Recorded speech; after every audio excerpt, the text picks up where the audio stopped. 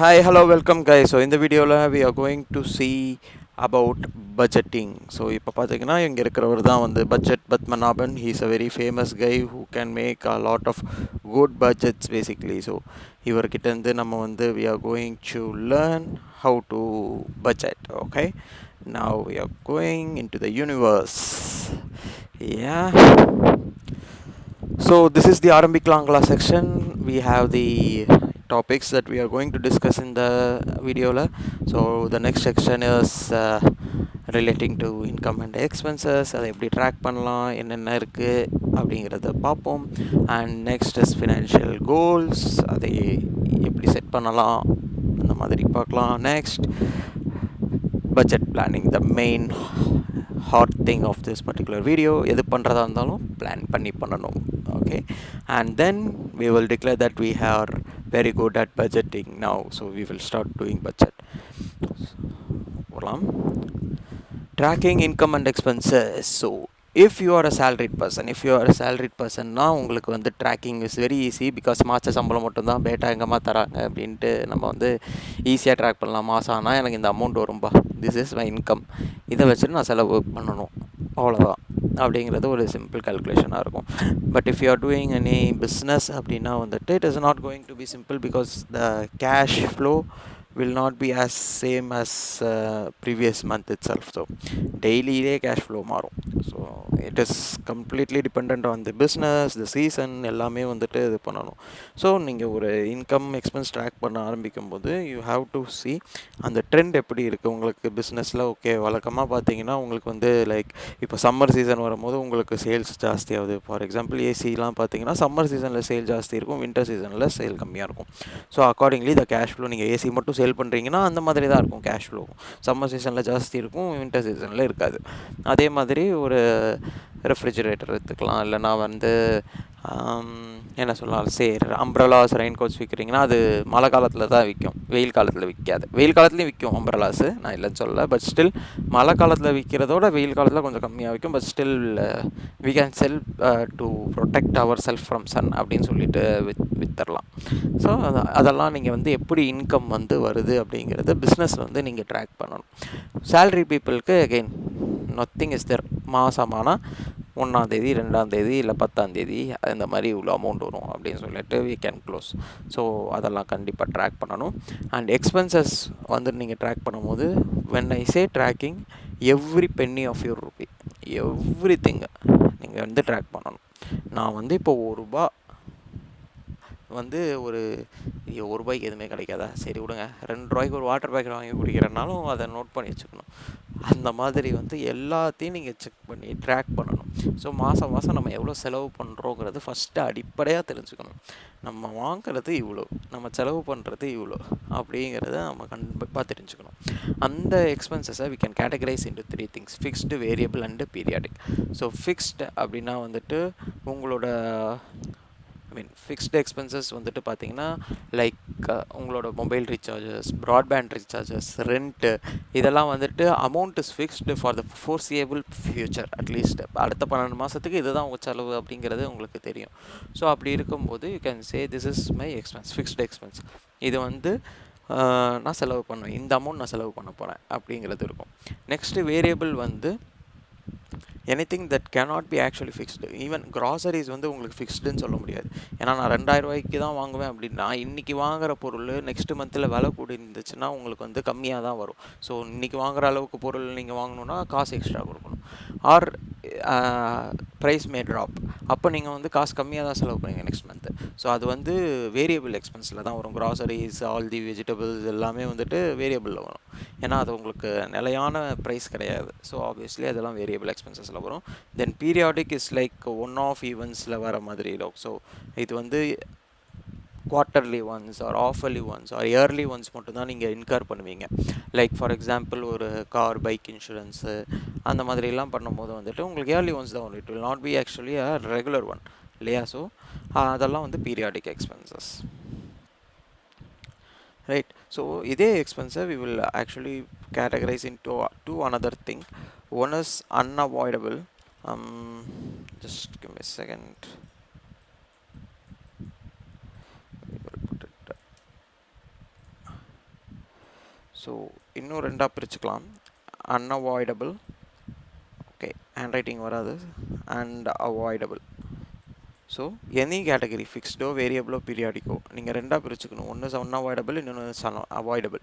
So maximum try to restrict these things. So இதில் வந்து நீங்கள் வந்து மோஸ்ட்டாக வந்துட்டு இது பண்ணவே கூடாது.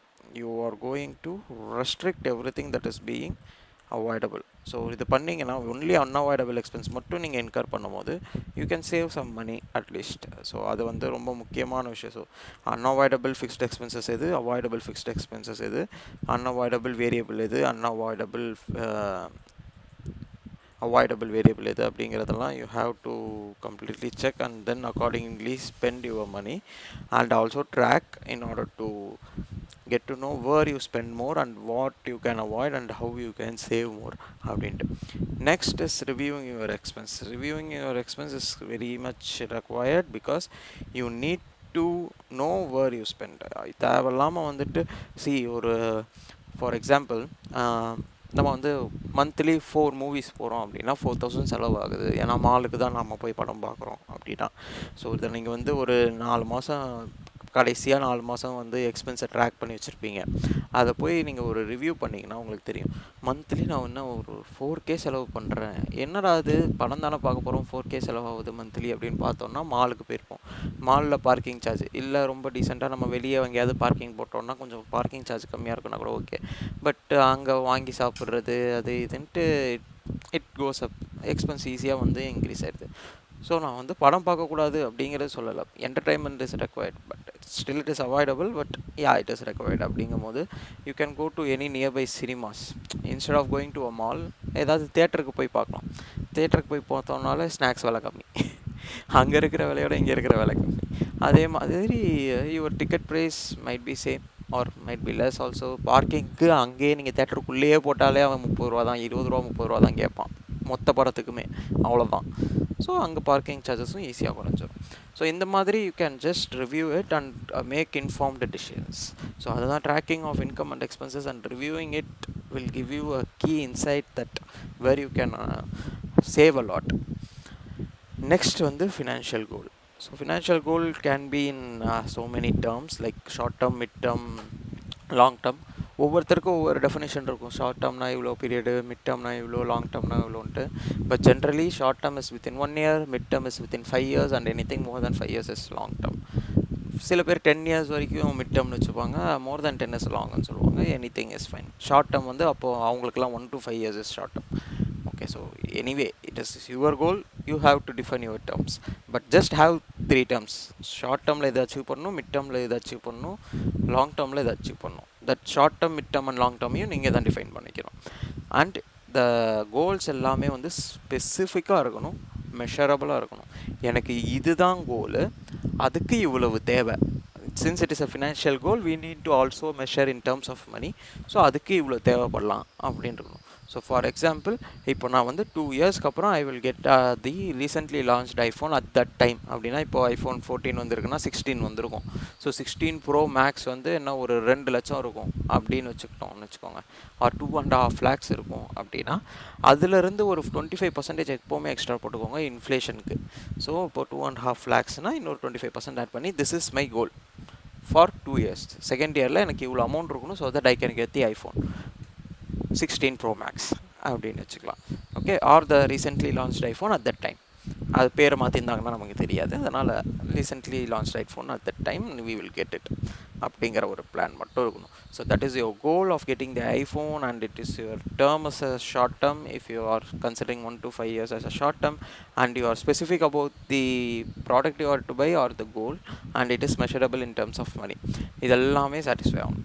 And you will have certain goals like ஒரு சே ஒரு 5-6 கோல் அப்படியே இருக்கும் அப்படின்னா, அதெல்லாமே வந்துட்டு you can just note it down somewhere like this are my goals, this are my terms and this much is my amount. So இதில் வந்து நான் இப்போ எதை எடுக்கணும் அப்படிங்கிறத you have to prioritize yourself. உங்களுக்கு எது முக்கியம்னு படுதோ அதை கண்டிப்பாக நீங்கள் ப்ரையாரிட்டைஸ் பண்ணணும். எனக்கு இந்த ஐஃபோன் முக்கியமா இல்லை இங்கே வாங்க போகிற வீடு ஃபஸ்ட்டு முக்கியமா அப்படிங்கிற போது this is a long term goal, greater than 10 yearsல இருக்குது. So I obviously have more time. So this is like less than 2 years. So எனக்கு இதை கொஞ்சம் நான் ப்ரையாரிட்டைஸ் பண்ணணும். பட் எல்லா மணியும் நான் இதுக்கு மட்டுமே போட்டேனாலும் எனக்கு வந்து இது பண்ண முடியாது. ஸோ நான் என்ன பண்ணுவேன், I will say 70% I will use for my phone, 30% I will save. Whatever I have சேவ்டில் 70% ஃபோனுக்கும் 30% வந்து வீட்டுக்கும் சேவ் பண்ண ஆரம்பிக்கிறேன் அப்படின்னு we will allocate the resource. So அந்த அலோகேஷன் ஆஃப் ரிசோர்ஸஸ் பண்ணணும் அண்ட் அதுக்கேற்ற மாதிரி கோல்ஸும் ப்ரையாரிட்டைஸ் பண்ணணும். If you have some other goal other than luxurious goals, you have to prioritise that than luxurious things. ஐஃபோனுக்கு பதிலாக வேறு ஏதாவது முக்கியமான பொருள் வாங்க வேண்டியிருக்குன்னா அதை தான் நீங்கள் ப்ரையாரிட்டைஸ் பண்ணணும். ஸோ இம்பார்ட்டன்ஸும் ரொம்ப முக்கியம். ஸோ இதெல்லாம் கோல்லாம் செட் பண்ணி ப்ராப்பராக பிளான் பண்ணோன்னா நம்ம சிவா மாதிரி வந்துட்டு we can just start building Siva airport, Siva IT park, Siva குடிநீர் வாரியம், பீச்சு, ரயில்வே ஸ்டேஷனு அப்படின்ட்டு இந்த மாதிரி ஒரு கெத்தான சிவா மாதிரி இருக்கலாம் நம்ம. So police station, metro water, jail எல்லாமே கூட கட்டி விடலாம். ஸோ இதுக்கு எல்லாமே ப்ராப்பராக தேவை is only one key thing, that is planning. We also call this as budget planning, because budgetன்னு ஒன்று இருந்தால் தான் there will be a planning. நீங்கள் என்ன plan பண்ணுறீங்கனாலும் that will equivalent to budget. நான் ஒரு இது பண்ணுறேன், இவ்வளோ சேவ் பண்ணணும் அப்படின்னு பிளான் பண்ணுறேன்னா it is equivalent of budgeting. அவ்வளோ சேவ் பண்ணணுன்னா அதுக்கேற்ற மாதிரி நான் செலவு கம்மி பண்ணணும், அதுக்கு செலவு கம்மி பண்ணணுன்னா நான் இதெல்லாம் பண்ணணும். So that will automatically become your budget. So creating budget is one crucial thing that we have to do in everyone's individual life as well.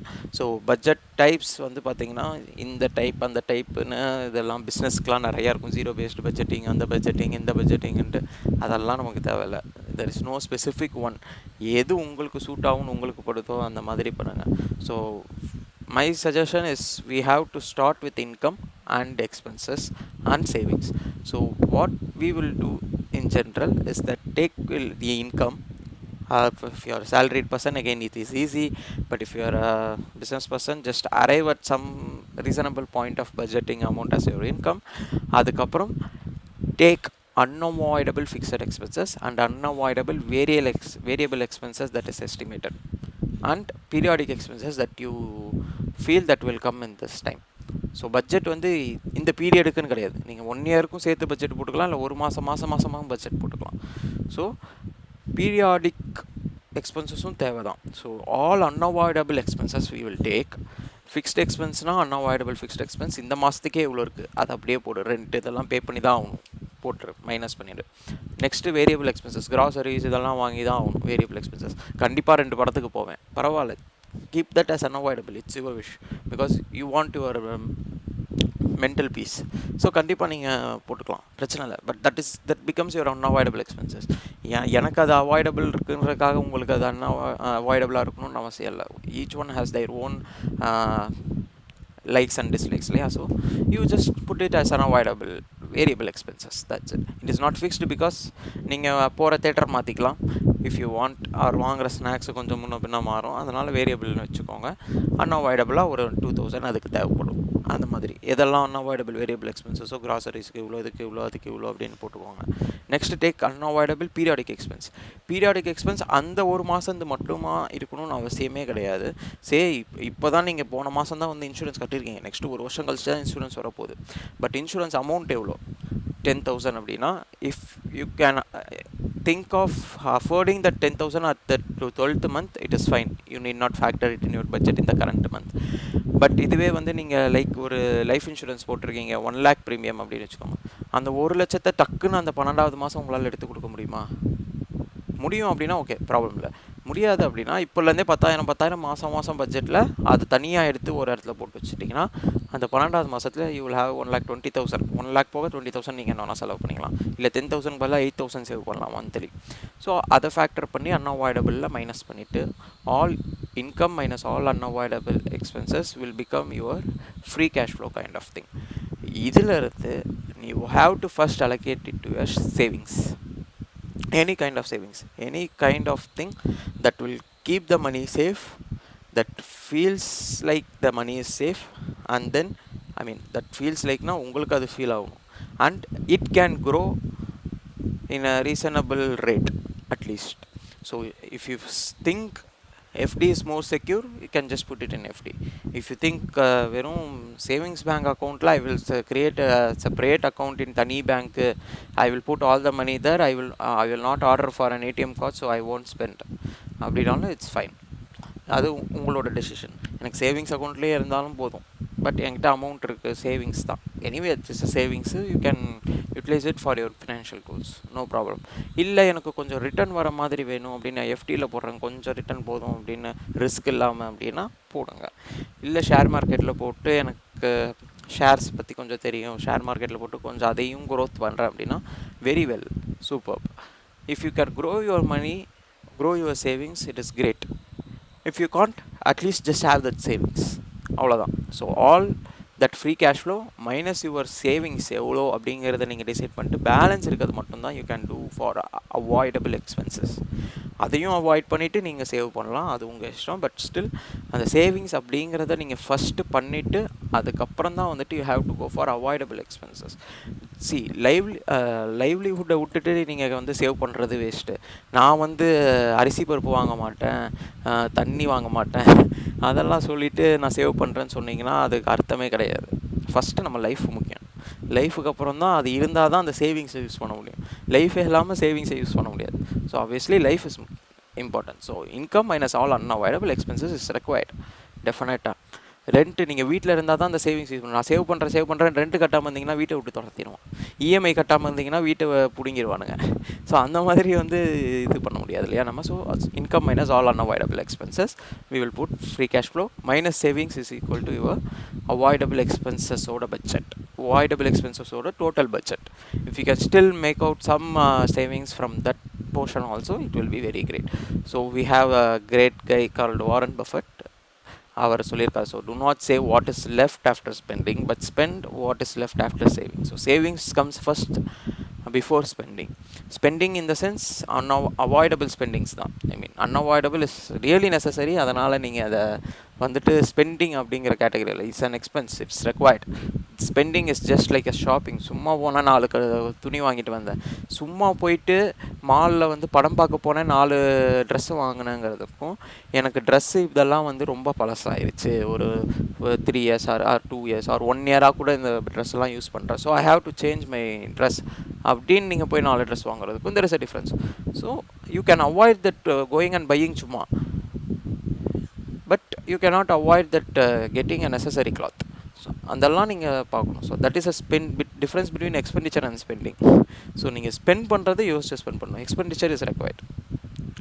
So this is best I could tell and that's it. Thank you. Like பண்ணுங்கள், comment பண்ணுங்கள், subscribe பண்ணுங்கள், share பண்ணுங்கள், எப்படியாவது கொஞ்சம் views ஏற்றி விடுங்க. நன்றி, வணக்கம்.